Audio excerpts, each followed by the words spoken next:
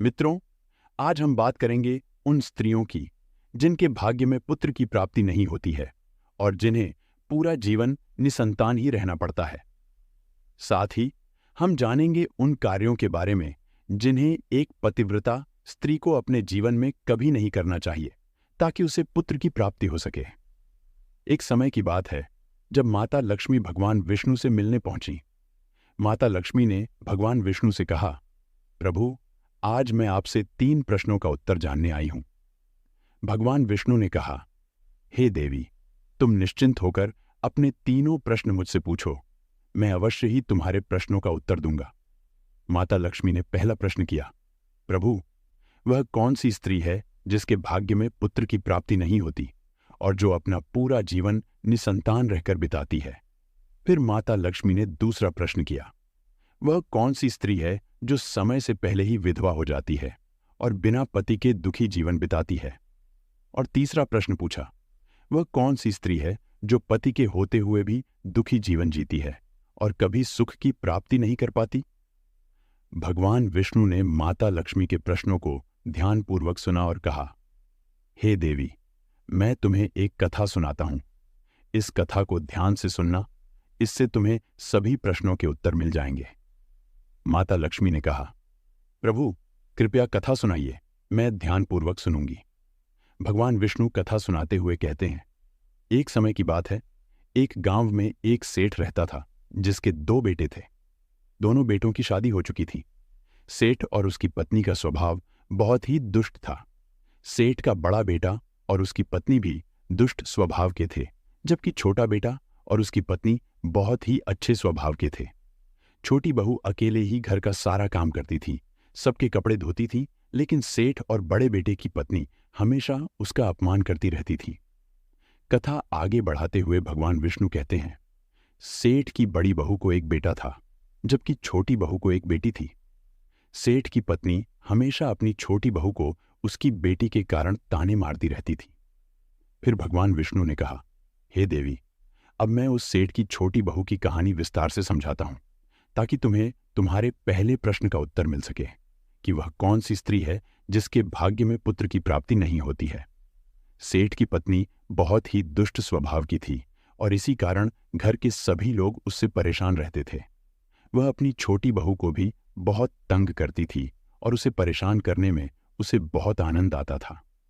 छोटी बहू, जिसका नाम राधिका था, बेचारी दिन रात घर का सारा काम करती थी, लेकिन सेठ की पत्नी उसे हमेशा डांटती रहती थी। एक दिन जब राधिका घर में झाड़ू लगा रही थी, तभी सेठ की पत्नी चिल्लाते हुए बोली, इतनी देर हो गई और तू अभी तक झाड़ू ही नहीं लगा पाई। मैं मंदिर जा रही हूं और जब तक वापस आऊंगी तब तक खाना तैयार हो जाना चाहिए। आते ही मैं खाना खाऊंगी। बेचारी राधिका ने जल्दी से सफाई खत्म की और खाना बनाने में लग गई। खाना बनाते समय उसके मन में विचार आ रहे थे, मैं इतना सारा काम करती हूं, फिर भी मेरी सास मुझे हमेशा डांटती रहती है, मुझे कभी प्यार से नहीं बोलती, सारा काम मुझसे ही करवाती है। इसी बीच अचानक दरवाजे पर खटखटाने की आवाज आई। राधिका ने सोचा, अभी तो खाना भी पूरा नहीं बना है, लगता है मेरी सासू मां मंदिर से जल्दी ही लौट आई हैं। वह दरवाजे पर गई और खोला तो देखा कि एक साधु महाराज बाहर खड़े हैं। साधु महाराज बोले, बेटी, मुझे कुछ भोजन करा दो, बहुत जोर की भूख लगी है। राधिका ने संकोच में कहा, महाराज, मैं आपको भोजन तो करा दूं, पर मेरी सास बहुत गुस्से वाली है। अगर उन्होंने मुझे आपको भोजन कराते देख लिया तो बहुत डांटेंगी और शायद मारेंगी भी। अभी वे मंदिर गई हैं, लेकिन आते ही खाना देखती हैं। साधु ने दयनीय स्वर में कहा, बेटी, थोड़ा सा ही भोजन दे दो, मैंने सुबह से कुछ नहीं खाया है। साधु की बात सुनकर राधिका को उन पर दया आ गई। उसने कहा, महाराज, आप अंदर आ जाइए, मैं आपको भोजन देती हूं। साधु अंदर आ गए और राधिका ने उन्हें भोजन परोसा। साधु भोजन कर ही रहे थे कि तभी राधिका की सास मंदिर से लौट आई। साधु को भोजन करते देखकर वह चिल्लाने लगी, यह मेरा घर है, कोई भोजनालय नहीं जो हर कोई यहां आकर खाता रहेगा।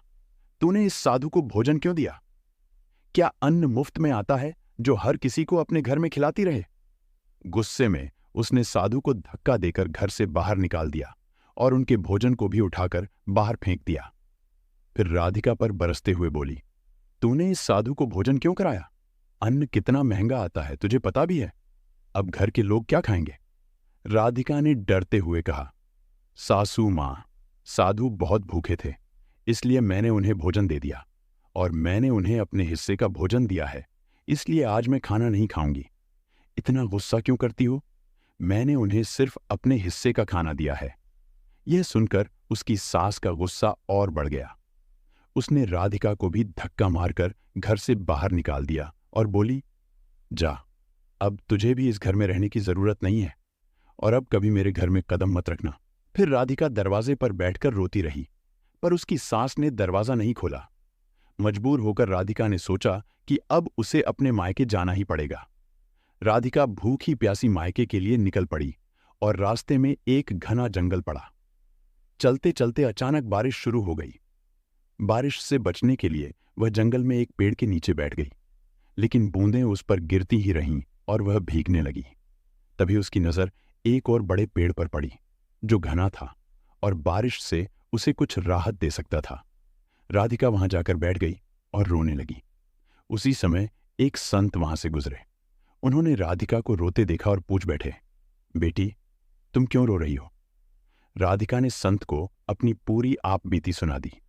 संत ने कहा, बेटी, वे लोग तुम्हें इसलिए परेशान करते हैं क्योंकि तुम्हारे संतान नहीं हुई है, पर तुम चिंता मत करो, मैं तुम्हें एक पर्ची देता हूं जिसमें पुत्र प्राप्ति का उपाय लिखा है। संत ने उसे एक पर्ची दी और कहा, इसमें दिए गए उपाय को पूरी श्रद्धा और निष्ठा से करोगी तो तुम्हें पुत्र की प्राप्ति अवश्य होगी। इतना कहकर संत वहां से चले गए। राधिका ने मन ही मन सोचा, यदि मुझे पुत्र हो जाएगा तो मुझे भी ससुराल में सम्मान मिलेगा और मेरी सास भी मेरी इज्जत करेगी।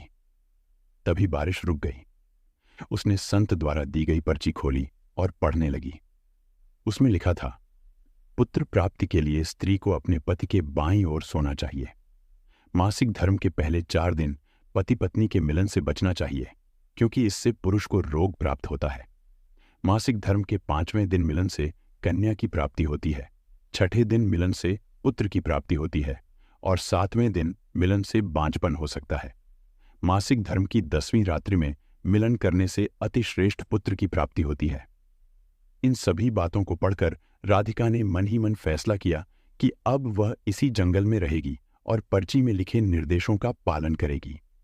उसने जंगल में एक कुटिया बनाई और वहीं रहने लगी। कुछ समय बाद उसका पति उसे ढूंढते हुए जंगल में पहुंचा। उसने राधिका से घर वापस चलने की बात कही। तब राधिका ने उसे पर्ची की बात बताई और कहा, जब तक मुझे पुत्र की प्राप्ति नहीं हो जाती मैं यहीं रहूंगी। यह सुनकर उसका पति भी उसके साथ जंगल में रहने लगा।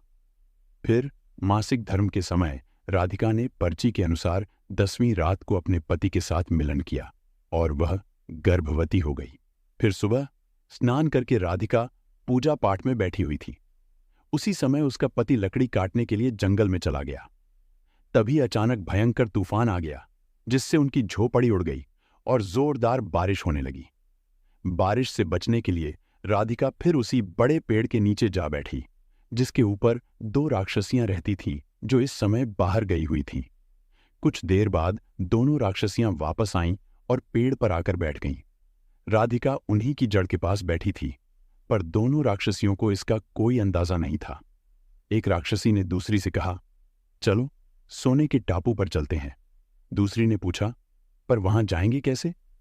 पहली राक्षसी ने हंसते हुए कहा, इस पेड़ को ही उड़ाकर ले चलते हैं। इतना कहते ही दोनों राक्षसियां पेड़ को उड़ा ले गईं और राधिका भी उसी पेड़ की जड़ से चिपकी हुई उड़ने लगी। थोड़ी देर बाद वे सभी सोने के टापू पर पहुंच गए। भूख लगने पर राक्षसियां शिकार करने के लिए पेड़ से उतरकर दूर चली गईं। राधिका ने मौका देखते ही पेड़ की जड़ से उतरकर टापू पर कदम रखा और चारों ओर देखा। उसने पाया कि वहां हर जगह सोना ही सोना बिखरा था। राधिका ने जल्दी जल्दी अपना सारा आंचल सोने से भर लिया, जितना उठा सकती थी उतना भर लिया। फिर वह दोबारा पेड़ की जड़ के पास जाकर बैठ गई, ताकि लौटते समय राक्षसियों के साथ वापस जा सके। कुछ देर बाद दोनों राक्षसियां शिकार से वापस आईं, पेड़ पर बैठीं और बोलीं, चलो अब यहां से लौट चलते हैं। कुछ ही देर में वे पेड़ को लेकर वापस उसी जगह लौट आईं जहां से वे उड़ी थीं। राधिका तब तक चुपचाप पेड़ की जड़ पर बैठी रही जब तक कि राक्षसियां वहां से चली नहीं गईं। भगवान विष्णु ने कहानी को आगे बढ़ाते हुए माता लक्ष्मी से कहा, अब ध्यान से सुनना देवी, क्योंकि यहां से आपको समझ में आएगा कि किस स्त्री के भाग्य में पुत्र की प्राप्ति नहीं होती है। माता लक्ष्मी बोली, जी प्रभु, मैं ध्यान से सुन रही हूं। भगवान विष्णु ने कहानी को जारी रखा। जब दोनों राक्षसियां वहां से चली गईं तो राधिका पेड़ की जड़ से नीचे उतरी और सोने का खजाना लेकर प्रसन्नता से भर उठी। उसने मन में सोचा, इतना सारा सोना लेकर जब मैं घर जाऊंगी तो मेरी सासू मां बहुत खुश होंगी और शायद मुझे परेशान करना भी छोड़ देंगी। उसी समय उसका पति भी जंगल से लकड़ियां काटकर लौट आया। उसने राधिका को इतने सारे सोने के साथ देखा तो हैरानी से पूछा, इतना सारा सोना तुम कहां से लाई हो? राधिका ने उसे राक्षसियों वाली पूरी कहानी सुनाई और कहा, चलो अब हम लोग घर चलते हैं। उसका पति बोला, ठीक है। फिर दोनों घर लौटे और घर पहुंचते ही राधिका ने अपनी सास को सारा सोना सौंप दिया। इतना सारा सोना देखकर उसकी सास बहुत खुश हुई और हैरानी से पूछने लगी, तू इतना सारा सोना कहां से लाई? राधिका ने अपनी सास को राक्षसियों वाली पूरी कहानी सुनाई। सास ने सोना लेकर खुशी खुशी रख लिया, पर थोड़ी ही देर में उसका लालच जाग उठा। उसने कहा, इतने से सोने से क्या होगा? जब वहां इतना सारा सोना था तो तुझे और ज्यादा लेकर आना चाहिए था। बस इतना सा लेकर आई है? राधिका ने कहा, मां जी, ये तो काफी है, इससे और क्या चाहिए था? लेकिन सास ने कहा, तुझे और ज्यादा सोना लाना चाहिए था ताकि हमारी 7 पीढ़ियां भी खाएं, तो यह सोना खत्म न हो। अब इस बार मैं जाऊंगी और बहुत सारा सोना लेकर आऊंगी। राधिका ने उसे रोकते हुए कहा, नहीं मां जी, आप वहां मत जाइए, वहां जाना खतरनाक हो सकता है। लेकिन सासू मां ने उसकी बात नहीं मानी और सोने के लालच में अकेले ही उस जंगल में जा पहुंची। वह ठीक उसी पेड़ के नीचे जाकर बैठ गई जहां पहले राधिका बैठी थी। कुछ समय बाद राक्षसियां आईं और पेड़ पर बैठ गईं। इस बार एक राक्षसी ने दूसरी से कहा, चलो आज सोने के टापू पर नहीं बल्कि नदी के किनारे चलते हैं, वहां जाकर मछलियां खाएंगे। इतना कहकर दोनों ने पेड़ को उड़ाकर नदी की ओर चल दिया। यह सुनते ही राधिका की सास अपने आप को रोक नहीं पाई और बोल पड़ी, अरे तुम दोनों सोने के टापू पर क्यों नहीं जा रही हो? राक्षसियों ने तुरंत उसकी ओर ध्यान दिया और गुस्से में एक दूसरे को देखने लगी। तभी उन्होंने देखा कि पेड़ पर कोई औरत बैठी है। दोनों ने पेड़ को जोर से हिलाया जिससे राधिका की सास नीचे गिर गई और उसकी मौत हो गई। जब उसके घर वालों को उसकी मृत्यु का समाचार मिला तो सब वहां पहुंचे। राधिका दुखी होकर बोली, मैंने सासू मां को मना किया था कि वहां मत जाओ, लेकिन वो सोने के लालच में चली गईं। अब उनके लालच का परिणाम यही हुआ। भगवान विष्णु इस कहानी को आगे बताते हुए माता लक्ष्मी से कहते हैं, इस तरह उसकी सास का अंत हो गया, इसलिए हमें कभी भी लालच नहीं करना चाहिए। कुछ समय बाद राधिका को एक पुत्र की प्राप्ति हुई। पुत्र के जन्म से राधिका बेहद प्रसन्न हुई और उसने खुशी में एक बड़ा आयोजन रखा। इस अवसर पर उसने कई पंडितों और संतों को आमंत्रित किया और सभी को भोजन कराया। सभी संत महात्माओं ने उसे ढेरों आशीर्वाद दिए। उधर सेठ के बड़े बेटे की बहू, जो हमेशा राधिका को पुत्र न होने पर ताने मारा करती थी, अब चुप हो गई। भगवान विष्णु ने तब माता लक्ष्मी से कहा, अब मेरी कथा समाप्त हुई और मैं तुम्हारे प्रश्नों का उत्तर देने के लिए तत्पर हूं। तुम्हारा पहला प्रश्न था, कौन सी स्त्री के भाग्य में पुत्र की प्राप्ति नहीं होती है और वह जीवन भर निसंतान रहती है? तो जान लो, वे स्त्रियां जो संत द्वारा दिए गए पर्ची में लिखी बातों के विपरीत कार्य करती हैं, उनके भाग्य में पुत्र की प्राप्ति नहीं होती। साथ ही जो स्त्रियां अपने पति का आदर नहीं करती, उनसे लड़ती झगड़ती रहती हैं और हमेशा नाराज रहती हैं, उनकी किस्मत में भी पुत्र सुख नहीं होता। इसीलिए प्रत्येक स्त्री को अपने पति का आदर और सम्मान करना चाहिए। तुम्हारा दूसरा प्रश्न था, कौन सी स्त्री समय से पहले ही विधवा हो जाती है और एक दुखद जीवन जीती है? तो जान लो, जो स्त्रियां अपने पति के होते हुए भी मांग में सिंदूर नहीं लगाती, मंगलसूत्र नहीं पहनती और जहां भी जाती हैं बिना सिंदूर व बिना मंगलसूत्र के जाती हैं, पति की बातों का आदर नहीं करती और पराये मर्दों के साथ नाजायज संबंध बनाती हैं, वे स्त्रियां समय से पहले ही विधवा हो जाती हैं। इसलिए एक शादीशुदा स्त्री को पतिव्रता जीवन जीना चाहिए और अपने पति के अलावा किसी भी पराये पुरुष की ओर नजर उठाकर नहीं देखना चाहिए। तुम्हारा तीसरा प्रश्न था, कौन सी स्त्री पति के होते हुए भी एक दुखी जीवन जीती है और अपने जीवन में कभी सुख की प्राप्ति नहीं होती है?